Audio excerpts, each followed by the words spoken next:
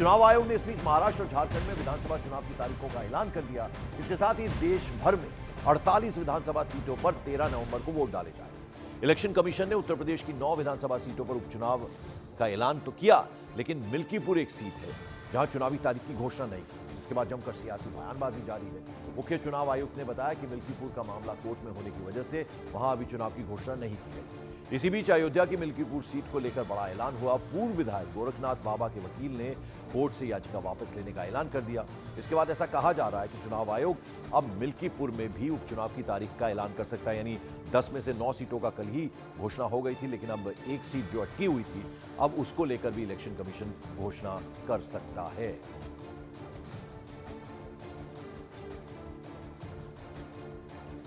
Affidavit file किया गया था इलेक्शन कमीशन के पास, रिटर्निंग ऑफिसर के पास, वो बिल्कुल फॉर्ज है, फैब्रिकेटेड है, क्योंकि जो नोटरी उन्होंने कराई थी, ये मेरी याचिका है Gorakhnath versus Awadhesh Prasad, Lucknow high court में।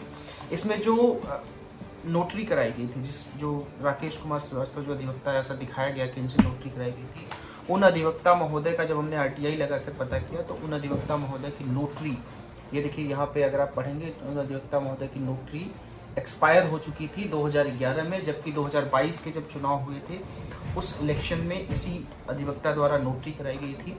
उसको हमने चैलेंज किया था, जिसमें माननीय न्यायालय ने संज्ञान लेते हुए नोटिस जारी किया था। इसमें सुनवाई चल रही है। हालांकि बीच में जब लोकसभा चुनाव हुए तो वो सांसद चुन लिए गए, और इसलिए हमने भी याचिका को बहुत ज़्यादा प्रेस नहीं किया, क्योंकि ऑलरेडी वो इन्फ्लेक्चुअस हो गई थी। लेकिन चूंकि मामला पेंडिंग है, मामले में माननीय न्यायालय संज्ञान ले चुका है। और उत्तर प्रदेश के मिल्कीपुर में उपचुनाव का कल चुनाव आयोग ने ऐलान क्यों नहीं किया, आइए जरा अब आपको वो भी समझा दें। दरअसल पूर्व विधायक गोरखनाथ बाबा ने 2022 में एक याचिका हाईकोर्ट में दाखिल की थी। 2022 विधानसभा चुनाव में हार के बाद गोरखनाथ बाबा ने एसपी प्रत्याशी अवधेश प्रसाद के चुनाव जीतने के खिलाफ याचिका दाखिल की थी। हाईकोर्ट में याचिका लंबित होने की वजह से इलेक्शन कमीशन ने मिल्कीपुर में चुनाव की तारीख का कल ऐलान नहीं किया, लेकिन अब गोरखनाथ बाबा के वकील ने याचिका वापस लेने का ऐलान कर दिया है, और इसके बाद अब चुनाव आयोग मिल्कीपुर में भी उपचुनाव की तारीख का ऐलान कर सकता है। हालांकि मिल्कीपुर में चुनाव की घोषणा न होने पर सियासी बयानबाजी जमकर हो रही है। इस बीच समाजवादी पार्टी अध्यक्ष और पूर्व मुख्यमंत्री अखिलेश यादव ने इशारों में निशाना साधा और सोशल मीडिया एक्स पर लिखा कि जिसने जंग टाली समझो उसने जंग हारी।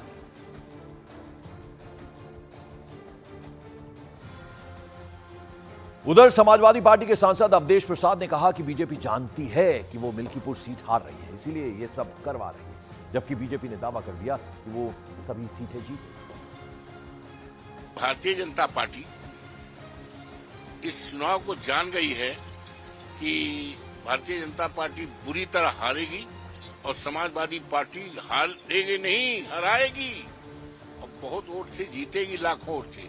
इसी डर के मारे इन्होंने चुनाव टाला है डर के मारा। लेकिन कहां तक भगेंगे?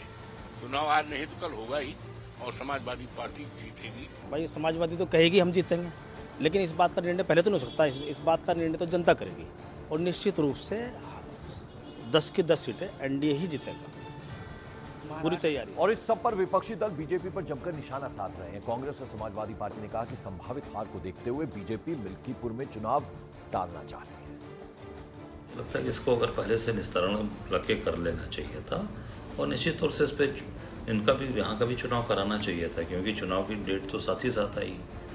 और मुझे जहाँ तक मेरी जानकारी है कि ये कहीं ना कहीं ये चुनाव हार रहे हैं बुरी तरीके से, और चुनाव हारने के कारण से काफ़ी घबराहट है। इस नाते इन्होंने अपने तरीके से इसको मैनिपुलेट कराने का पूरा प्रयास किया है। मिल्कीपुर विधानसभा में जो उपचुनाव होना था उसको चुनाव आयोग ने टाल दिया है। भारतीय जनता पार्टी को स्पष्ट मालूम है कि अयोध्या लोकसभा सीट की मिल्कीपुर विधानसभा में समाजवादी पार्टी बड़े बहुमत के साथ चुनाव जीतेगी, इसलिए कोर्ट में केस करके और चुनाव आयोग से चुनाव स्थगित करवाने का काम किया है। अगर मिल्कीपुर में चुनाव होता तो सबसे प्रचंड बहुमत के साथ समाजवादी पार्टी वहां चुनाव जीतती। और उत्तर प्रदेश से अब रुख करते हैं बिहार का, जहां एक बार फिर से यात्राओं की राजनीति, यात्राओं की पॉलिटिक्स शुरू हो गई है। एक तरफ तेजस्वी यादव आज से कार्यकर्ता दर्शन यात्रा पर निकलने वाले हैं। तेजस्वी की ये दूसरे चरण की यात्रा होगी। वो दूसरी तरफ 18 अक्टूबर से केंद्रीय मंत्री गिरिराज सिंह हिंदू स्वाभिमान यात्रा निकालने वाले हैं। इसके बाद बिहार में इन यात्राओं पर जमकर बयानबाजी भी हो रही है। एक तरफ सत्ता पक्ष तेजस्वी यादव पर निशाना साध रहा है, तो वहीं दूसरी तरफ विपक्ष गिरिराज सिंह पर कई तरह के आरोप लगा रहा है। दो तस्वीरें हम आपको दिखा रहे हैं। 18 अक्टूबर से यात्रा निकालेंगे गिरिराज सिंह और तेजस्वी यादव की यात्रा आज से शुरू हो रही है और अब इन दोनों ही यात्राओं को लेकर एक दूसरे पर बयानबाजी हो रही है, तंज कसे जा रहे हैं। बीजेपी वर्सेस आरजेडी, अब ये यात्राओं के जरिए पॉलिटिक्स वहां शुरू हो गई। उधर तेजस्वी यादव ने गिरिराज सिंह पर यात्रा के नाम पर हिंसा फैलाने की कोशिश का आरोप लगा दिया, तो बीजेपी प्रदेश अध्यक्ष दिलीप जायसवाल ने कहा कि हमारा मकसद सबका साथ, सबका विकास। मंत्रालय में कोई केंद्र मंत्री का कोई काम तो होता नहीं है। सारे निर्णय और सारा काम तो दो ही लोग बैठ करके करता है। ये लोग तो मंत्री रह करके भी बेरोजगार ही रहता है, कोई मतलब तो है नहीं। केवल हिंसा फैलाना, लोगों को भड़काना, नफरत की राजनीति करना, यही इन लोगों का काम रह गया।